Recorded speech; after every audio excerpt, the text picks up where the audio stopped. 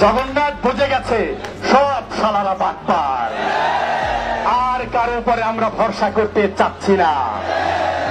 এই সব শালারা বাটপার, আর্মি হবে ঠিকাদার। বাংলাদেশের অধ্যাপক মোহাম্মদ ইউনূসের নেতৃত্বাধীন অন্তর্বর্তী সরকারের উপদেষ্টা পরিষদ নতুন করে ৩ জন অন্তর্ভুক্ত করার পর উপদেষ্টা পরিষদ ও নতুন নিয়োগ পাওয়ার কয়েকজন নিয়ে নানা ধরনের আলোচনা ও বিতর্ক হচ্ছে সামাজিক মাধ্যম সহ বিভিন্ন ক্ষেত্রে।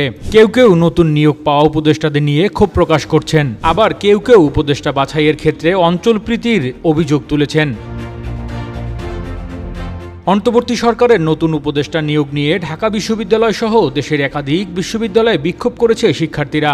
ছাত্র জনতার মতামত না নিয়ে আওয়ামী লীগ ফ্যাসিবাদী চরিত্র ধারণ করে এমন কাউকে উপদেষ্টা পরিষদে মেনে নেওয়া হবে না বলেও এসব বিক্ষোভ থেকে হুঁশিয়ারি দিয়েছে শিক্ষার্থীরা।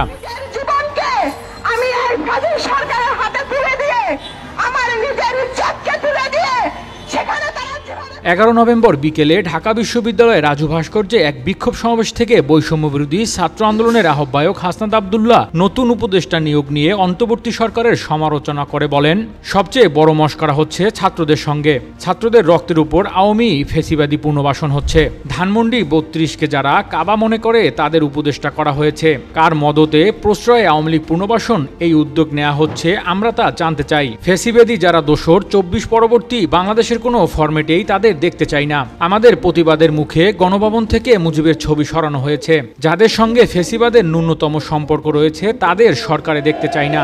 এবং ছাত্র নাগরিকের অংশীদারিত্বের বাইরে গিয়ে আপনারা যদি কোনো সিদ্ধান্ত নেন তাহলে সেটি মেনে নিবে না, এবং অতীতের যে সিদ্ধান্ত নিয়েছেন সেই সিদ্ধান্তের এদিকে ছাত্র জনতার অংশীদারবিহীন সিদ্ধান্তে উপদেষ্টা নিয়োগ প্রতিবাদে বিক্ষোভ করেছে রাজশাহী বিশ্ববিদ্যালয় বৈষম্য বিরোধী ছাত্র আন্দোলন।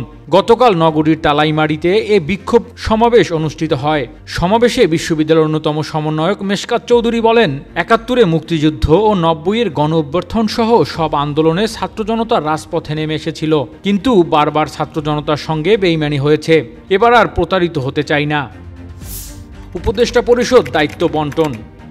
প্রবল আন্দোলনের মুখে গত 5ই আগস্ট শেখ হাসিনা সরকারের পতনের পর 8ই আগস্ট ডক্টর ইউনূসকে প্রধান উপদেষ্টা করে অন্তর্বর্তী সরকার গঠিত হয়। এরপর 16ই আগস্ট উপদেষ্টা হিসেবে শপথ নেন আলী ইমাম মজুমদার সহ 4 জন।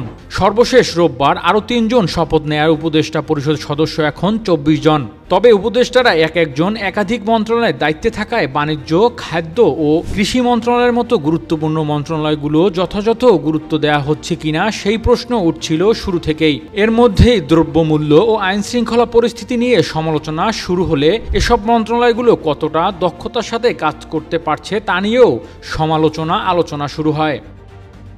Metro TV desk report.